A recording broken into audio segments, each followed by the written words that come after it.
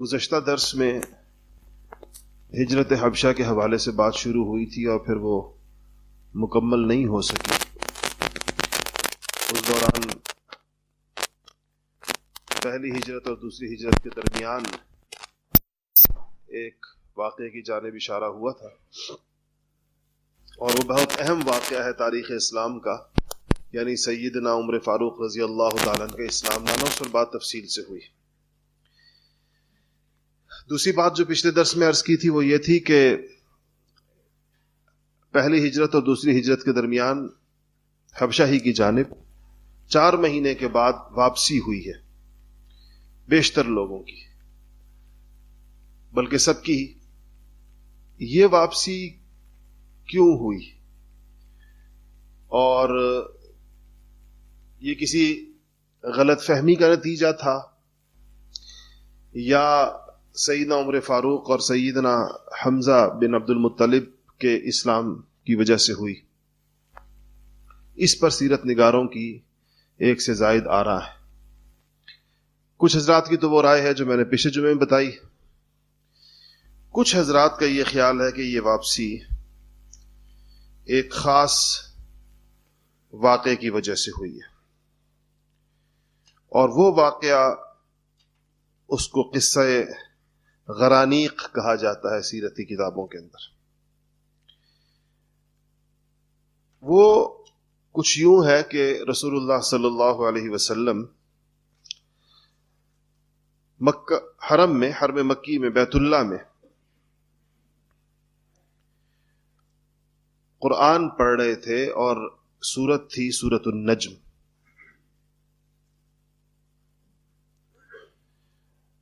سورت النجم ایک خاص انداز کی سورت ہے. اس کا آہنگ اور اس کا زیر و بم، اس کے الفاظ تو آپ بلند آواز میں تلاوت کر رہے تھے. وَالنَّجْمِ إِذَا هَوَى مَا ضَلَّ صَاحِبُكُمْ وَمَا غَوَى وَمَا يَنطِقُ عَنِ الْهَوَى إِنْ هُوَ إِلَّا وَحْيٌ يُوحَى عَلَّمَهُ شَدِيدُ الْقُوَى ذُو مِرَّةٍ فَاسْتَوَى وَهُوَ بِالْأُفُقِ الْأَعْلَى ثُمَّ دَنَا فَتَدَلَّى فَكَانَ قَابَ قَوْسَيْنِ أَوْ أَدْنَى فَأَوْحَى إِلَى عَبْدِهِ مَا أَوْحَى مَا كَذَبَ الْفُؤَادُ مَا رَأَى أَفَتُمَارُونَهُ عَلَى مَا يَرَى وَلَقَدْ رَآهُ نَزْلَةً أُخْرَى عِنْدَ سِدْرَةِ الْمُنْتَهَى عِنْدَهَا سِدْرَةِ الْمُنْتَهَى. یہ پوری آیت پڑھتے رہے، پوری سورت پڑھتے رہے، تو اس کے بعد اس میں سجدہ آتا ہے سورت میں. تو جب آپ سجدے میں گئے تو اس سورت کا ایک ایسا آہنگ ہے کہ جب یوں اللہ تعالیٰ کی بڑائی اور عظمت بیان ہوتے ہوتے ہوتے ہوتے ہوتے سجدے کی آیت پر جیسے کوئی چیز اپنے کلائمیکس کے اوپر پہنچتی ہے، تو وہاں پہنچی اور آپ فوراً سجدے میں گئے، اور آپ کو سجدے میں اس آیت کے بہاؤ میں، اس قرآن شریف کی اس تلاوت کے اس اثر میں مشرکین مکہ بھی سارے سجدے کے اندر چلے گئے آپ کے ساتھ ہی. وہ جیسے کوئی چیز کسی کو اپنے ساتھ بہا کر لے جاتی ہے. قرآن شریف چونکہ وہ سمجھتے تھے، عرب تھے، ان کی زبان تھی، تو وہ اس کو سمجھتے ہوئے اور نبی تلاوت کر رہا ہو، اور پھر وہ جگہ آئے جہاں اللہ تعالیٰ فرمائیں کہ اب گر جاؤ سجدے میں، اور نبی سجدہ ریز ہو جائے، تو وہ بھی سجدہ ریز ہو گئے. سجدے سے اٹھے تو ان کو خیال آیا کہ ہم نے کیا کیا، یہ تو ہم نے اللہ کو سجدہ کیا. تو اب یہ چیزیں پھیل گئی پورے مکہ میں کہ آج سارا کفر سجدہ ریز ہوا ہے اللہ تعالیٰ کے سامنے، آج سارے مشرکین نے اللہ کو سجدہ کیا ہے. تو ان لوگوں نے ایک بات بنائی، ایک قصہ گھڑا، اور کہا کہ ہم تو انہوں نے یہ آیت پڑھتے ہوئے، یہ سورت پڑھتے ہوئے ایک لفظ، ایک جملہ کہا، یعنی ایک آیت کہی، ہم نے تو اس پر سجدہ کیا، اور وہ آیت بنائی کہ تلک الغرانیق العلا وَإِنَّ شَفَاعَتَهُنَّ لَتُرْتَجَى، جو نہیں ہے سورت کے اندر، کہ یہ جو مورتیاں ہیں یہ بہت اونچی چیزیں ہیں، اور ان کی شفاعت اللہ تعالیٰ کے ہاں، ان بتوں کی شفاعت اللہ تعالیٰ کے ہاں مقبول ہے. یہ ایک اسی آیت کے سیاق میں اور اسی صورت کا جو قافیہ ہے، اسی قافیے کے مطابق یہ ایک آیت خود گھڑ کر انہوں نے اس کہا کہ یہ تو نبی نے یہ کہا تو اس پر ہم نے سجدہ کیا، اور اصل میں اپنے انہی بتوں کو اور اپنی انہی مورتیوں کو ہم نے سجدہ کیا. اس وجہ سے اس کو قصہ غرانیق کہتے ہیں اس واقعے کو. اور اگرچہ اس واقعے کی صحت پر تو سیرت نگار میں نے بتایا کہ آراء دو ہیں. بعض حضرات نے تو ایک ایسی بات کہی ہے جس کو اکثر نے مسترد کی ہے، اور وہ کہتے ہیں کہ شیطان نے یہ الفاظ حضور اکرم صلی اللہ علیہ وسلم کی زبان مبارک پر جاری کیے. لیکن یہ بات اس سے صحیح نہیں ہو سکتی. سیرت کی بہت سی کتابوں میں لکھا ہے کہ اللہ جل شانہ نے شیطان کو یہ دسترس نہیں دی کہ وہ نبی کے قرآن کے درمیان اپنے الفاظ ڈالے، کیونکہ اگر وہ ایسا ہو پھر تو سارے قرآن کی ثقافت کے اوپر سوالات اٹھ جائیں گے. البتہ یہ ہے کہ یہ کافروں نے گھڑ کر نبی کی جانب منسوب کیا کہ آپ نے یہ بات کہی ہے. تو بعض سیرت نگاروں کا یہ خیال ہے کہ اس بات پر رسول اللہ صلی اللہ علیہ، اس بات پر یعنی یہ جو سجدہ ہوا مشرکین کا، یہ خبر جیسے مکہ میں پھیلی تو کوئی جا رہا تھا اور جاتے جاتے یہ خبر جو ہے حبشہ پہنچی کہ جی سارے مشرکین مسلمان ہو گئے کیونکہ انہوں نے سجدہ کر لیا. اس خبر پر وہ لوگ واپس لوٹ آئے جو لوگ حبشہ گئے ہوئے تھے. جب وہ مکہ کے قریب پہنچے، مکہ میں داخل ہونے لگے، تو ان کو کسی نے بتایا کہ یہ خبر تو غلط ہے اور کوئی مسلمان نہیں ہوا، اور یہ لوگ تو ان میں سے، اور یہ لوگ تو یہ کہتے ہیں. اس پر کچھ لوگ واپس حبشہ چلے گئے، اور کچھ لوگ جو تھے وہ کچھ لوگوں کی جو مکہ کے معروف لوگ تھے ان کی ضمانت کے ساتھ مکہ کے اندر داخل ہو گئے. لیکن پھر 4 مہینے کے بعد ایک دوسری ہجرت ہوئی جس کو ہجرت ثانیہ کہتے. اس ہجرت کے جو دوسری ہجرت ہے اس میں بعض معروف نام میں آپ کو بتاتا ہوں جو آپ نے سنے ہوئے ہوں گے بہت زیادہ، جیسے کہ حضرت جعفر بن ابی طالب ہے، ان کی اہلیہ اسماء بنت عمیس معروف صحابیہ ہیں، یہ بھی ان کے ساتھ اس ہجرت میں تھی. اور یہ ان کے جو مشہور بیٹے ہیں عبداللہ ابن جعفر، یہ عبداللہ نام کے 4 صحابہ بہت معروف ہیں، ان کو عبادلہ اربع کہتے ہیں، 4 عبداللہ. تو ان میں سے ایک یہ عبداللہ ابن جعفر بھی ہیں. یہ وہیں حبشہ کے اندر جا کر پیدا ہوئے تھے اسماء بنت عمیس کو. اور اس کے بعد جو ہے اس میں خالد ابن مظعون، عثمان ابن مظعون مشہور صحابی ہیں، حضرت زبیر ہیں، زبیر بن عوام عشرہ مبشرہ والے، اور عتبہ کے جو بن ربیعہ کے بیٹے میں نے بتایا تھا کہ مسلمان تھے، اور ابو حذیفہ وہ اس کے اندر ہیں. مصعب ابن عمیر جن کو مکہ کا شہزادہ کہا جاتا تھا، مکہ کا وہ حسین ترین نوجوان جس کی جو بڑے پورے مکہ میں جس کو آج کل کے الفاظ میں کہتے ہیں جن کے فیشن کی پیروی کی جاتی تھی مسلمان ہونے سے پہلے، مصعب ابن عمیر العبدری، جن کو حضور اکرم صلی اللہ علیہ وسلم نے سب سے پہلے مدینہ منورہ بھیجا تھا خود تشریف لے جانے سے پہلے. اس میں وہ بھی تھے. اس میں عبد الرحمن ابن عوف عشرہ مبشرہ میں سے وہ بھی تھے. اس میں عبداللہ ابن مسعود مشہور صحابی. میں صرف یہ وہ نام بتا رہا ہوں کہ جن ناموں کے بارے میں جو نام آپ حضرات نے عام طور پر سنے ہوئے ہیں. اسی طرح حضرت عثمان اور ان کی اہلیہ حضرت رقیہ بنت رسول اللہ صلی اللہ علیہ وسلم، یہ دونوں میاں بیوی بھی تھے. اور میں نے پہلے بتایا کہ جب پہلی ہجرت کے اندر یہ تھے تو حضور صلی اللہ علیہ وسلم نے فرمایا کہ لوط علیہ السلام اور ان کی اہلیہ نے ہجرت کی تھی، اس کے بعد یہ جوڑا ہے جس نے پہلی ہجرت کی ہے، کیونکہ پہلی ہجرت کے اندر صرف یہی میاں بیوی تھے، یعنی فیملی ایک یہ تھی، باقی لوگ جو تھے وہ تنہا تھے. تو اس طرح اور صحابہ کے فہرست تو بہت طویل ہے جن لوگوں نے اس کے اندر ہجرت کی ہے. اچھا، اب یہ ایسے ہوا کہ یہ لوگ وہاں جا کر رہنے لگے، اور اس ہجرت کا ایک مقصد دعوت بھی تھا، اور وہاں مسلمانوں کو، اور ان حضرات کی ہجرت کامیاب ہوئی، نجاشی مسلمان ہوا ان کے ہاتھ پر، بادشاہ مسلمان ہوا. ادھر مشرکین مکہ کو جب دیکھا کہ یہ لوگ وہاں جا کر بہت اطمینان سے رہ رہے ہیں تو 2 خطرے پیدا ہوئے. ایک تو یہ کہ ان کے اطمینان کو اور ان کے سکون کو دیکھتے ہوئے یہاں سے مستقل ہجرت ہوتی رہے گی، لوگ جاتے رہیں گے. دوسرا، وہاں اگر ان لوگوں نے اسلام پھیلا دیا تو حبشہ اس زمانے کی بڑی طاقتوں میں سے ایک طاقت تھی.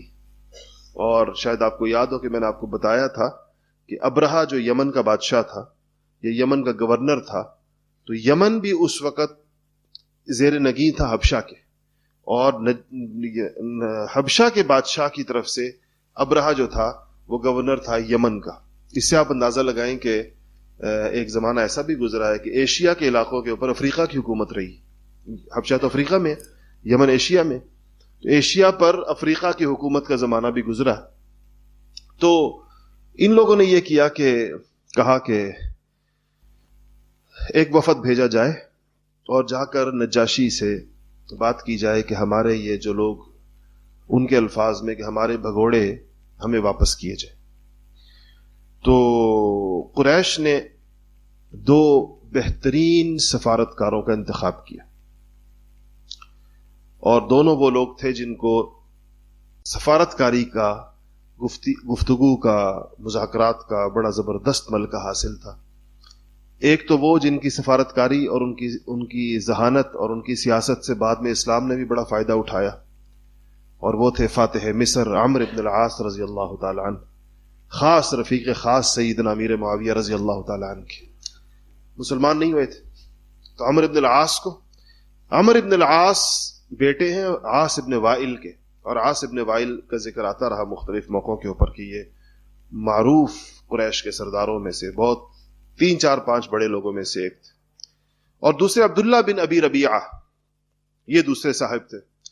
انہوں نے جو آج کل طریقہ ہوتا ہے وفود کا، تقریباً دیکھا جائے تو پورے اس پروٹوکول کو فالو کیا.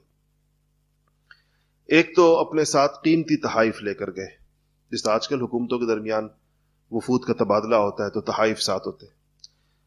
اور دوسرا یہ کیا کہ جا کر براہ راست نجاشی سے ملنے کی بجائے جو اس کے دربار کے لوگ تھے، یعنی جو وزراء تھے، جس طرح آج کل آپ لوگ کہتے ہیں جیسے جو فورن آفس تھا، اس سے بطریق کہلاتے تھے وہ لوگ، ان بطریقوں سے جا کر ملے، ان کو تحفے پیش کیے اور قیمتی تحائف پیش کیے.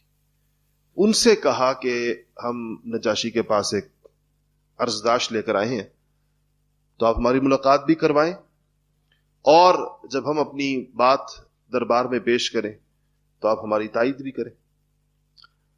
تو انہوں نے کہا بہت تحفوں سے، وہ ویسے تھوڑے وہ ہو گئے، زیر بار احسان ہو گئے.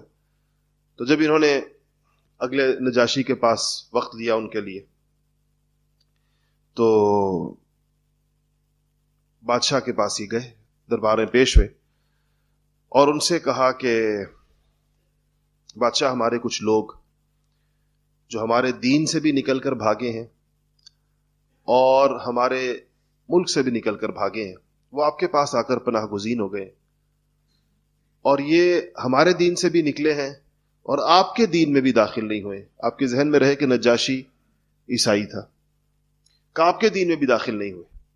ایک تیسرا دین انہوں نے ایجاد کیا ہے، اور اپنی اس بے دینی کے ساتھ یہ آپ کے ہاں آ گئے ہیں، مطلب آپ کے لوگوں کا بھی دین خراب کر سکتے. تو ہمیں ان کے بھائیوں نے اور ان کے باپوں نے اور ان کے گھر والوں نے، چچاؤں نے، ماموں نے ہمیں بھیجا ہے کہ جا کر اپنے لڑکے واپس لے کر آؤ، تو ہم اس کے لیے آپ کی خدمت میں حاضر ہوئے. تو بادشاہ نے کہا کہ میں کوئی فیصلہ نہیں کر سکتا جب تک میں ان کی بات نہ سنوں جو لوگ آئے ہیں. نجاشی نے تو کہا کہ یہ کیسے ہو سکتا ہے کہ کوئی لوگ اپنا ملک چھوڑ کر میرے ملک میں آ جائیں اور میری پناہ لے لیں اور میرے عدل پر اعتماد کر کے کہیں پر رہنا شروع کر دیں، اور میں ان کی بات سنے بغیر ان کو باندھ کر تمہارے حوالے کر دوں. ظاہر ہے پاکستان تو نہیں تھا نا، یہ تو نجاشی کا ملک تھا. یہ وہ ملک تو نہیں ہے جس کے اندر افغان سفیر کو باندھ کر امریکیوں کے حوالے کر دیا. تو اور پھر اپنے ملک سے لوگوں کو بیچنے کا، یعنی پرویز مشرف اپنی کتاب میں فخر کرتا ہے اس بات کے اوپر، اور تعداد میں نے اتنے لوگ بیچے امریکیوں کے ہاتھ، اتنے مسلمان، حتیٰ کہ اس کے اندر عافیہ صدیقی جیسی خاتون عورت بھی ہے اس کے اندر. تو یہ دختر فروش ملت ہے. وہ اپنی بیٹیاں اور بیٹے جس نے بیچ دیے، اس کے مقابلے میں وہ دیکھیں وہ پرایوں کے اوپر کہہ رہا ہے کہ کیسے ممکن ہے کہ میں ان کو تمہارے حوالے کر دوں.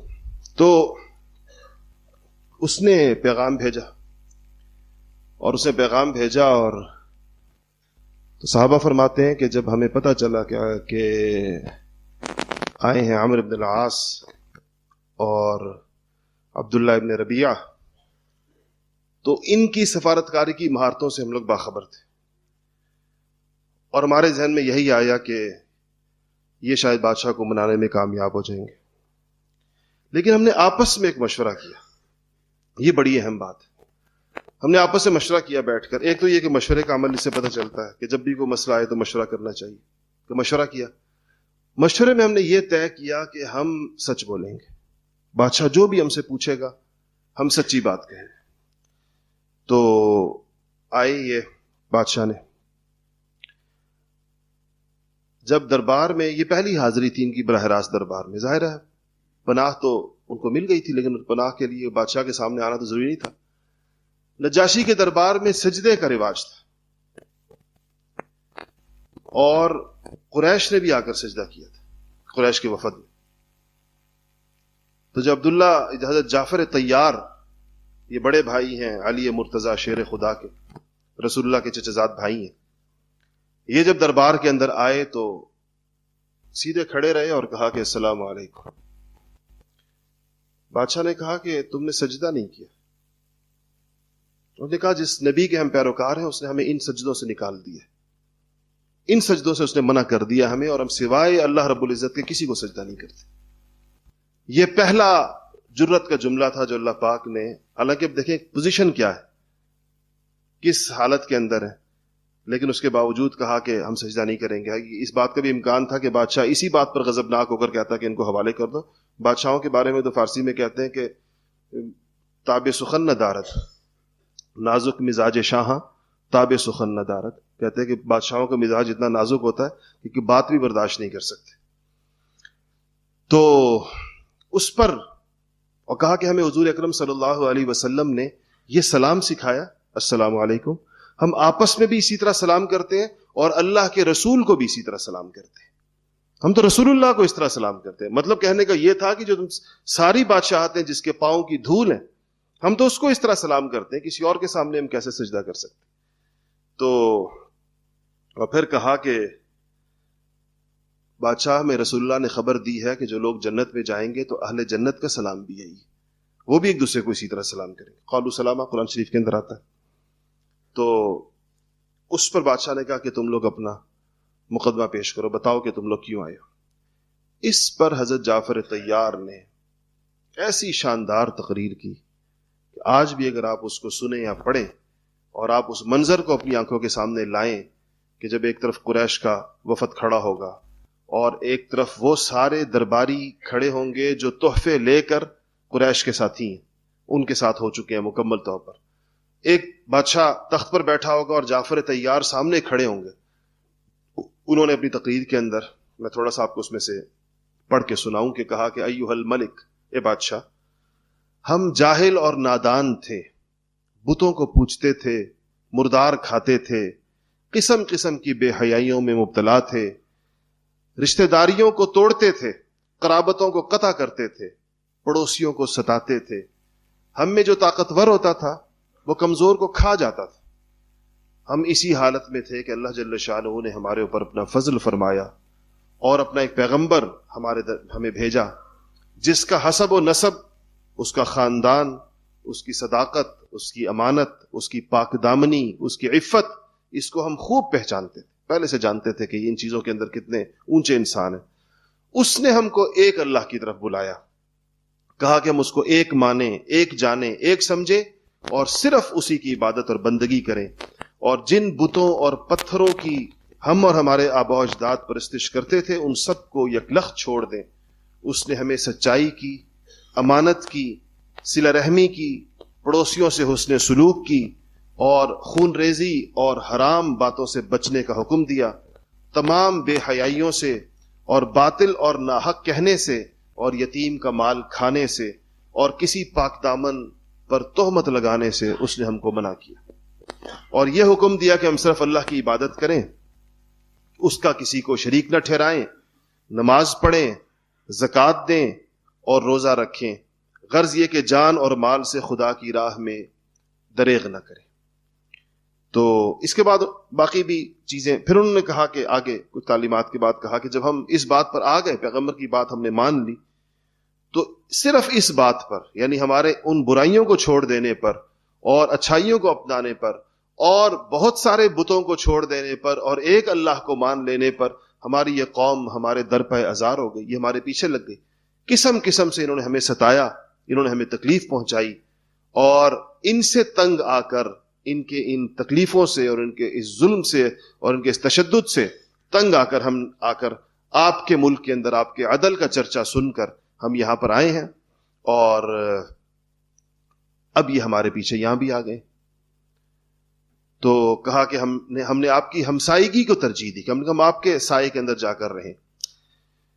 نجاشی پر اثر تو یقیناً ہوا اس بات کا، تو اس نے کہا کہ کیا جو کلام تمہارے نبی پر آیا ہے اس کا کوئی حصہ تم سنا سکتے ہو؟ حضرت جعفر کی ذہانت اور اللہ تعالیٰ کی توفیق دیکھیں کیسی ہے. جعفر نے اس وقت تک جتنا قرآن اترا تھا اس میں سے انتخاب کیا سورہ مریم کا. عیسائی بادشاہ کے سامنے سورہ مریم سے زیادہ بہترین چیز کیا ہو سکتی تھی جو پڑھی جائے؟ تو انہوں نے بسم اللہ اعوذ باللہ پڑھ کر سورہ مریم جب پڑھی تو نجاشی کی آنکھوں سے ایسے آنسو جاری ہوئے کہ اس کی داڑھی آنسوؤں سے تر بتر ہو گئی، بھیگ گئی. اس کو دیکھ وہ درباری بھی رو پڑے اس کو سن کر. اور جب بات ختم ہوئی، حضرت جعفر کی تلاوت ختم ہوئی، تو نجاشی نے ایک بڑا فصیح و بلیغ جملہ کہا. اس نے کہا کہ یہ کلام جو تم نے پڑھا بھی اور وہ کلام جو عیسیٰ علیہ السلام لے کر آئے تھے، یہ دونوں ایک ہی شمعدان کی روشنیاں ہیں. کہتے ایک ہی اس سے نکلے ہوئے محسوس ہوتے ہیں لب و لہجے سے، یا جو تورات کا جو حصہ یا انجیل کا جو حصہ اس کے پاس تھا. تو نجاشی نے کہا ان دونوں سے، عبداللہ ابن ربیعہ سے اور عمرو بن العاص سے، کہ ان لوگوں کو میں تمہارے حوالے نہیں کروں گا اور تم لوگ جاؤ. اور باہر نکل آئے تو دونوں مایوس تھے، لیکن عمرو بن العاص تو غیر معمولی اعصاب کے آدمی تھے، بعد میں بھی ثابت کیا فاتح مصر. حضور اکرم صلی اللہ علیہ وسلم نے فرمایا خیارکم فی الجاہلیہ خیارکم فی الاسلام، تم میں سے جو لوگ جاہلیت کے اندر چنے ہوئے سردار اور بادشاہ اور لوگ تھے وہ اسلام میں آ کر بھی ایسے تھے. تو عمرو بن العاص تو اتنی آسانی سے مایوس ہونے والے نہیں تھے. تو عبداللہ ابن ابی ربیعہ سے کہتے ہیں کہ میں باہر نکلے تو انہوں نے کہا کہ چلنے کی کرے قریش، واپس جائیں. بات تو ناکام ہو گئی. تو انہوں نے کہا کہ میرے پاس ایک داؤ باقی ہے اور کل میں وہ کروں گا، اور کل تم دیکھنا کہ ان کو نجاشی کیسے ذلیل کر کے اپنی مملکت سے نکالتا اور ہمارے حوالے کرتا ہے. عبداللہ ابن ابی ربیعہ عمرو بن العاص کی ذہانت جانتے تھے. ان کے دل میں کوئی نرم سا گوشہ پیدا ہوا. یہ دونوں مسلمان ہوئے بعد تو کہنے لگے کہ چھوڑو عمرو، اپنے چچا زاد بھائی ہیں، تایا زاد بھائی ہیں، رشتہ دار ہیں، ایسا نہ ہو کہ تم واقعی کوئی ایسا کام کرو کہ نجاشی ان کو بالکل ہی. انہوں نے کہا نہیں، کل دیکھیں کیا ہوتا ہے. تو نجاشی اگلے دن پھر دوبارہ حاضر ہوئے یہ لوگ نجاشی کے دربار میں، اور عمرو بن العاص نے کہا کہ بادشاہ یہ ایک بات رہ گئی تھی کل، اور یہ تھی کہ یہ لوگ عیسیٰ علیہ السلام کے بارے میں بڑی سخت بات کرتے. وہ تو آپ نے ان سے پوچھا نہیں کہ عیسیٰ کے بارے میں یہ کیا کہتے. آپ کو تو پتا ہے کہ عیسائیت کا عقیدہ تو کھڑا ہی عیسیٰ کی علیہ السلام کی سولی پر ہے، صلیب پر ہے. مسلمان تو نہیں مانتے، وہ تو کہتے ہیں وما قتلوہ وما صلبوہ ولکن شبہ لہم. اللہ نے فرمایا نہ عیسیٰ قتل ہوئے ہیں نہ عیسیٰ سولی چڑھے ہیں، بل عیسیٰ تو آسمانوں پر ہے، بل رفعہ اللہ نے اٹھا لیا آسمانوں کی طرف. تو یہ جب انہوں نے کہا تو نجاشی نے کہا بلاؤ ان کو، دوبارہ بلاؤ مسلمانوں کو. صحابہ کہتے ہیں ہمیں یہ پیغام بھی پہنچا اور عنوان بھی پتہ چل گیا کہ عمرو بن العاص نے یہ سوال اٹھایا دربار کے اندر. فرماتے ہیں ہم نے پھر مشورہ کیا اور یہ طے کیا ہم نے آپس میں کہ خدا کی قسم ہم وہی کہیں گے جو اللہ کے رسول لے کر آئے ہیں، جو رسول اللہ لے کر آئے ہیں اس کے علاوہ ہم کوئی بات نہیں کریں گے. پہنچے دربار میں تو نجاشی نے پھر مسلمانوں سے پوچھا کہ بتاؤ عیسیٰ علیہ السلام کے بارے میں تم کیا کہتے ہو. تو حضرت جعفر طیار نے قرآنی اصطلاحات میں جو کچھ قرآن نے عیسیٰ علیہ السلام کے بارے میں کہا تو کہا کہ ہم ان کے بارے میں وہی کہتے ہیں جو ہمارے نبی صلی اللہ علیہ وسلم نے فرمایا، اور وہ یہ ہے کہ عیسیٰ علیہ السلام اللہ کے بندے ہیں، اللہ کے بندے ہیں۔ آپ سوچیں عیسائیت کے عقیدے میں وہ خود خدا سمجھتے ہیں ان کو، تین میں سے ایک۔ تو کہا وہ اللہ کے بندے ہیں اور اللہ کے رسول ہیں اور روح اللہ ہیں اور کلمت اللہ ہیں۔ یہ دونوں الفاظ روح اللہ اور کلمت اللہ ان کے لیے قرآن نے استعمال کی۔ روح اللہ کا مطلب کہ ان کی روح براہ راست اللہ کی طرف سے ڈالی گئی ہے۔ آپ کو پتہ ہی عیسیٰ علیہ السلام کا کہ والد تو نہیں ہے، تو ان کی روح تو براہ راست اللہ کی طرف سے حضرت مریم کے رحم میں رکھی گئی ہے، تو اسے روح اللہ کہلاتے ہیں۔ اور کلمت اللہ اس لیے کہلاتے ہیں کہ اللہ تعالیٰ کے کلمہ کن سے پیدا ہوئے ہیں، تو کہا کہ وہ روح اللہ ہے اور کلمت اللہ ہے۔ یہ سن کر نجاشی نے اپنے درباریوں کی طرف دیکھتے ہوئے زمین سے ایک تنکا اٹھایا اور اپنے درباریوں سے کہا کہ چاہے تم کتنا ہی اس پہ اعتراض کرو۔ ایک طرف یہ درباری بیٹھے تھے، ایک طرف انجیل کے علماء بیٹھے ہوئے تھے۔ اس کے دربار کا عام طور پر طریقہ یہ ہوتا تھا کہ ایک طرف وزراء بیٹھتے تھے اور ایک طرف علماء بیٹھتے تھے عیسائیت کے۔ تو اس نے اٹھایا تنکا اور اس نے کہا کہ خدا کی قسم جو انہوں نے عیسیٰ علیہ السلام کے بارے میں بات کی ہے، عیسیٰ علیہ السلام اس سے اس ایک تنکے کے برابر بھی دائیں بائیں نہیں ہے، عین وہی ہے جو ان لوگوں نے کہا۔ تو اس پر یہ تو گویا اسلام کے قبول کرنے کا اعلان ہی کہا جائے گا۔ جب کوئی عیسائی عیسیٰ علیہ السلام کی وہ حیثیت مان لے جو اللہ اور رسول کہہ رہے ہیں تو وہ مسلمان ہی کہلاتا ہے۔ تو ان راہبوں نے جو دائیں طرف بیٹھے ہوئے تھے انہوں نے کچھ گلا کھنکھارا اور نجاشی کو یہ کہنے کی کوشش کی کہ آپ کیا کہہ رہے ہیں، اس کا اندازہ ہے آپ کو؟ تو اس نے پھر کہا کہ چاہے تم لوگ جتنی ناک بھون چڑھاؤ، بات یہی کہ عیسیٰ علیہ السلام یہی ہیں جو ان کے بارے میں کہا گیا ہے۔ تو پھر اس کے بعد اس نے کہا کہ یہ جتنے تحفے یہ لوگ لے کر آئے تھے قریش والے، یہ سارے تحفے ان کو واپس کر دو اور میں ان کو جو ہے کسی صورت کے اندر اور کسی قیمت کے اوپر واپس نہیں کروں گا۔ تو یہ چیز یہاں سے واپسی ہوئی۔ دو باتیں اس میں اور ہیں۔ ایک یہ کہ نجاشی نے کہا کہ بیچ میں اس کے ساتھ یہ ہوا تھا کہ لمبا قصہ ہے وہ، اس کا اقتدار چلا گیا تھا اور پھر اس کو دوبارہ ملا۔ لمبا قصہ اس کو میں چھوڑ دیتا ہوں کیا ہوا اس میں، لیکن اس موقع پہ نجاشی نے یہ کہا کہ اللہ تعالیٰ نے یہ تحفے واپس کرتے ہوئے یہ کہا کہ اللہ تعالیٰ نے جب مجھے میری ریاست واپس کی جو میرے ہاتھ سے نکل گئی تھی تو اللہ تعالیٰ نے مجھ سے کوئی رشوت نہیں لی، تو آج میں کیا ان لوگوں کے سر کے اوپر رشوت قبول کر لوں؟ یہ جو رشوت لے کر آئے ہیں یہ لوگ مکہ مکرمہ سے میرے لیے، یعنی اللہ تعالیٰ سے مجھے حیا آتی ہے جس نے مجھے میری ریاست بغیر رشوت کے واپس کی، بغیر کچھ لیے واپس کی، آج اس کے بندوں کے بارے میں میں ان کی رشوت قبول کر لوں۔ پھر تین باتیں اور جعفر طیار نے کہیں جو بڑی ہی معقول تھی، اور اسے آپ جعفر طیار کی ڈپلومیٹک صلاحیتوں کا اندازہ لگائیں کتنی شاندار تھی کہ حضرت جعفر نجاشی سے کہا کہ بادشاہ میں اس سے عمرو بن العاص سے 3 سوال کرنا چاہتا ہوں۔ تو بادشاہ نے کہا کرو۔ جعفر نے کہا کہ عمرو یہ بتاؤ ہم جتنے لوگ آئے ہیں یہاں پر، کیا ہم میں سے کوئی شخص مکہ میں کسی شخص کا بھاگا ہوا غلام ہے؟ اگر ایسا ہے تو ہمیں واپس لے جائے۔ تو عمرو بن العاص نے کہا نہیں، کوئی بھاگا ہوا کوئی نہیں۔ تو انہوں نے کہا کہ اچھا آپ یہ بتاؤ کہ ہم جتنے لوگ آئے ہیں ہم میں سے کوئی شخص مکہ میں کسی کا قتل کر کے آیا ہے، خون کر کے آیا ہے جس کے اوپر قصاص واجب ہے اور قصاصاً آپ اس کو لینے کے لیے آئے؟ تو عمرو نے کہا کہ لا قطرۃ من دم، خون کا ایک قطرہ بھی تمہارے اوپر نہیں، یعنی وہ مارنا تو دور کی بات ہے، تم تو کسی کو زخمی بھی کر کے نہیں آئے ہو کہ خون کا قطرہ تمہارے اوپر ہو۔ تو جعفر نے کہا کہ پھر یہ بتائیں کیا ہم وہاں کسی کا مال لے کر یہاں پر آئے ہیں جس کا مال ہمارے اوپر واجب الادا ہو؟ تو اب عمرو بن العاص نے کہا کہ ولا قیرات، کوئی مال کی کوئی مقدار تمہارے اوپر نہیں۔ تو جعفر نے کہا کہ پھر ہم سے کس چیز کا مطالبہ ہے؟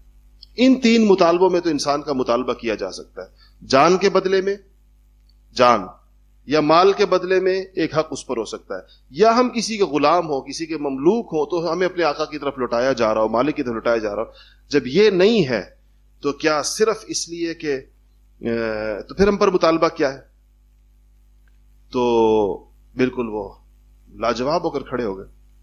تو اس کے بعد پھر نجاشی نے دوبارہ حضرت سے پوچھا، حضرت جعفر طیار سے، کہ تم لوگ جس دین کو لے کر آئے ہو وہ دین کیا ہے؟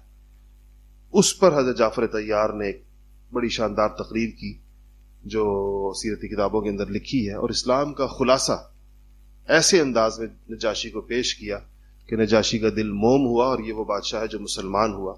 اس کے انتقال کی خبر جب رسول اللہ صلی اللہ علیہ وسلم کو مدینہ منورہ میں ملی تو آپ نے اس کا نماز جنازہ پڑھا. یہ وہی نجاشی ہے، اصحمہ نام تھا اس کا، اور آپ نے صحابہ سے کہا کہ عادل بادشاہ اصحمہ جو ہے اس کا، نجاشی کا انتقال ہوا ہے تو اس کی نماز جنازہ پڑھتے ہیں.